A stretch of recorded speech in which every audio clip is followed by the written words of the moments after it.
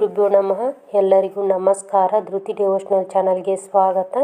ಇವತ್ತಿನ ವಿಡಿಯೋದಲ್ಲಿ 2026 ಮಾಘ ಅಮಾವಾಸ್ಯೆ ಶುಭ ಮುಹೂರ್ತ, ಪೂಜೆ ವಿಧಾನ, ಮಹತ್ವ, ಪಿತೃದೋಷ ಪರಿಹಾರಗಳ ಬಗ್ಗೆ ಇವತ್ತಿನ ವಿಡಿಯೋದಲ್ಲಿ ಮಾಹಿತಿಯನ್ನು ಕೊಡ್ತಾ ಇದ್ದೀನಿ.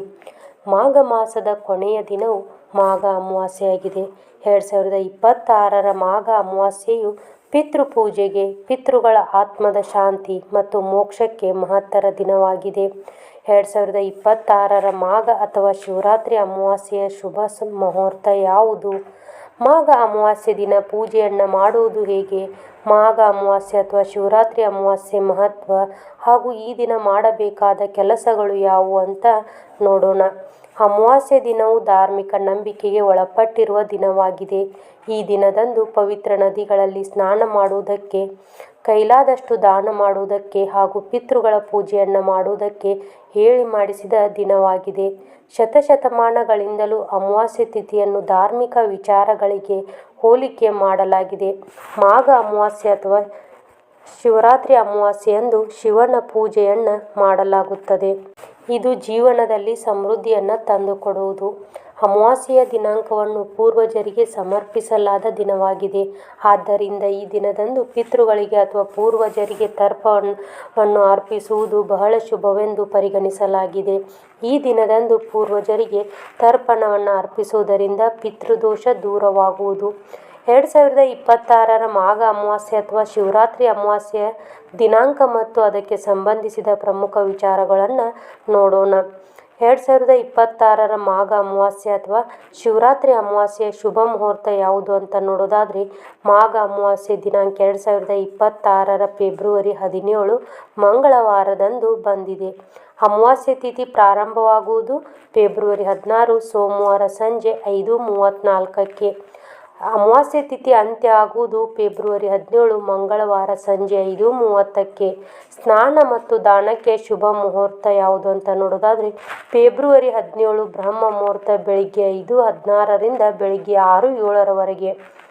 ಎರಡನೇದಾಗಿ ಮಾಘ ಅಮಾವಾಸ್ಯೆಯ ಮಹತ್ವವೇನು ಅಂತ ನೋಡೋದಾದರೆ, ಮಾಘ ಅಮಾವಾಸ್ಯೆ ತಿಥಿಯು ನಮ್ಮ ಪಿತೃಗಳಿಗೆ ಭಕ್ತಿ ಮತ್ತು ಶಾಂತಿಯನ್ನು ನೀಡುವಂತಹ ಪವಿತ್ರ ದಿನವಾಗಿದೆ. ಈ ಮಾಘ ಅಮಾವಾಸ್ಯೆ ದಿನವನ್ನು ಪಿತೃ ಅಮಾವಾಸ್ಯೆ ದಿನವೆಂದು ಕರೆಯಲಾಗುತ್ತದೆ. ಈ ಅಮಾವಾಸ್ಯೆ ದಿನದಂದು ಪಿತೃಗಳಿಗೆ ತರ್ಪಣವನ್ನು ಮತ್ತು ಶ್ರಾದ್ದವನ್ನು ಮಾಡುವುದು ವಿಶೇಷ ಮಹತ್ವವನ್ನು ಹೊಂದಿದೆ. ಮಾಘ ಅಮಾವಾಸ್ಯೆ ಅಥವಾ ಶಿವರಾತ್ರಿ ಅಮಾವಾಸ್ಯೆಯ ದಿನದಂದು ಪಿತೃಗಳಿಗೆ ತರ್ಪಣ ನೀಡುವುದರಿಂದ ಪಿತೃಗಳ ಆತ್ಮಕ್ಕೆ ಶಾಂತಿಯನ್ನು ಕೋರಿ ವಿಶೇಷ ಪೂಜೆ ಮಾಡುವುದರಿಂದ ಪಿತೃಗಳ ಆತ್ಮಕ್ಕೆ ಶಾಂತಿ ಮತ್ತು ಮೋಕ್ಷ ಸಿಗುತ್ತದೆ ಎಂದು ಪರಿಗಣಿಸಲಾಗುತ್ತದೆ. ಕೆಟ್ಟ ಕಾರ್ಯಗಳಿಂದ ಮುಕ್ತಿ ಪಡೆಯಲು, ಜೀವನದಲ್ಲಿ ಶಾಂತಿ ಮತ್ತು ಸಂತೋಷವನ್ನು ಸಾಧಿಸಲು ಈ ದಿನವು ಮುಖ್ಯವಾಗಿದೆ. ಈ ದಿನದಂದು ಮಾಡುವ ವಿಶೇಷ ಪ್ರಾರ್ಥನೆಗಳು ಮತ್ತು ಪರಿಹಾರಗಳು ಜೀವನದ ತೊಂದರೆಗಳಿಂದ ನಮಗೆ ಪರಿಹಾರವನ್ನು ನೀಡುತ್ತದೆ. ಮಾಘ ಅಮಾವಾಸ್ಯೆ ಪೂಜೆ ಮಾಡುವುದು ಹೇಗೆ ಅಂತ ನೋಡೋದಾದರೆ, ಮಾಘ ಅಮಾವಾಸ್ಯೆಯ ದಿನದಂದು ಮುಂಜಾನೆ ಬೇಗ ಎದ್ದು ಸ್ನಾನ ಇತ್ಯಾದಿಗಳನ್ನು ಮಾಡಿ ಶುದ್ಧರಾಗಬೇಕು. ಸಾಧ್ಯವಾದರೆ ನದಿ ಅಥವಾ ಕೊಳದಲ್ಲಿ ಸ್ನಾನ ಮಾಡಿ. ಇಲ್ಲದಿದ್ದರೆ ನೀವು ಸ್ನಾನ ಮಾಡುವಂಥ ನೀರಿಗೆ ಗಂಗಾಜಲವನ್ನು ಬೆರೆಸಿ ಸ್ನಾನ ಮಾಡಬಹುದು. ಧ್ಯಾನ ಮಾಡಿ ಮತ್ತು ಉಪವಾಸ ವ್ರತ ಮಾಡುವುದಾಗಿ ಪ್ರತಿಜ್ಞೆ ತೆಗೆದುಕೊಳ್ಳಿ.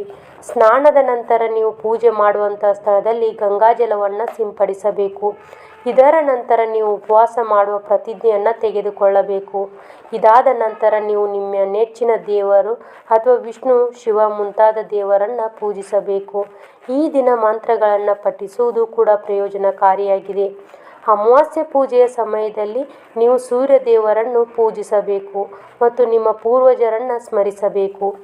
ಮಾಘ ಅಮಾವಾಸ್ಯೆಯ ದಿನದಂದು ತರ್ಪಣ, ಪಿಂಡದಾನ ಮತ್ತು ನಿಮ್ಮ ಪೂರ್ವಜರ ಹೆಸರಿನಲ್ಲಿ ಬಡವರಿಗೆ, ನಿರ್ಗತಿಕರಿಗೆ ದಾನ ಮಾಡುವುದರಿಂದ ಶುಭ ಫಲಿತಾಂಶಗಳು ದೊರೆಯುತ್ತವೆ. ಮುಂಜಾನೆಯ ದೇವರ ಪೂಜೆಯ ಜೊತೆಗೆ ಸಂಜೆ ದೇವರು ಹಾಗೂ ದೇವತೆಗಳು ಮತ್ತು ಪೂರ್ವಜರನ್ನು ಸಹ ಪೂಜಿಸಬೇಕು.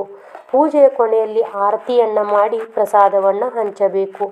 ಇನ್ನು ನಾಲ್ಕನೇದು ನೋಡೋದಾದರೆ, 2026 ಮಾಘ ಅಮಾವಾಸ್ಯೆಯ ದಿನದಂದು ಯಾವ ಕೆಲಸಗಳನ್ನು ಮಾಡಬೇಕು ಅಂತ ನೋಡೋದಾದರೆ, ಪಿತೃಗಳ ಹೆಸರಿನಲ್ಲಿ ಶ್ರಾದ್ದ ತರ್ಪಣವನ್ನು ಮಾಡಿ. ಮುಸ್ಸಂಜೆ ಸಮಯದಲ್ಲಿ ಮನೆಯ ಮುಖ್ಯ ದ್ವಾರದ ಬಳಿ ದೀಪವನ್ನು ಹಚ್ಚಿಡಬೇಕು. ಬಟ್ಟೆ, ಆಹಾರ ಅಥವಾ ಹಣವನ್ನು ದಾನ ಮಾಡಬೇಕು. ಗಾಯತ್ರಿ ಮಂತ್ರವನ್ನು ಜಪಿಸಬೇಕು. ಗಂಗಾ ಅಥವಾ ಪವಿತ್ರ ನದಿ ಸ್ನಾನ ಮಾಡಿ ಋತವನ್ನು ತೆಗೆದುಕೊಳ್ಳಬೇಕು. ಹನುಮಾನ್ ಚಾಲೀಸವನ್ನು ಪಠಿಸಬೇಕು. ಅರಳಿ ಮರವನ್ನು ಪೂಜಿಸಬೇಕು. 2026 ಮಾಘ ಅಮಾವಾಸ್ಯೆ ಅಥವಾ ಶಿವರಾತ್ರಿ ಅಮಾವಾಸ್ಯೆಯ ದಿನದಂದು ಪಿತೃಗಳನ್ನು ಪೂಜಿಸುವುದು, ಪಿತೃಗಳ ಹೆಸರಿನಲ್ಲಿ ಶ್ರಾದ್ದ ಕಾರ್ಯಗಳನ್ನು ಮಾಡುವುದು ಪ್ರಯೋಜನಕಾರಿಯಾಗಿದೆ. ಮಾಘ ಅಮಾವಾಸ್ಯೆಯ ದಿನದಂದು ಮಾಡುವ ಪೂಜೆ ಮತ್ತು ಪರಿಹಾರ ಕಾರ್ಯಗಳು ನಿಮ್ಮನ್ನು ಪಿತೃದೋಷದಿಂದ ಮುಕ್ತರನ್ನಾಗಿ ಮಾಡುತ್ತದೆ.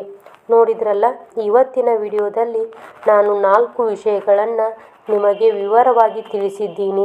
ಈ ವಿಡಿಯೋ ನಿಮಗೆ ಇಷ್ಟ ಆಗಿದೆ ಅಂತ ಅಂದ್ಕೊಂಡಿದ್ದೀನಿ.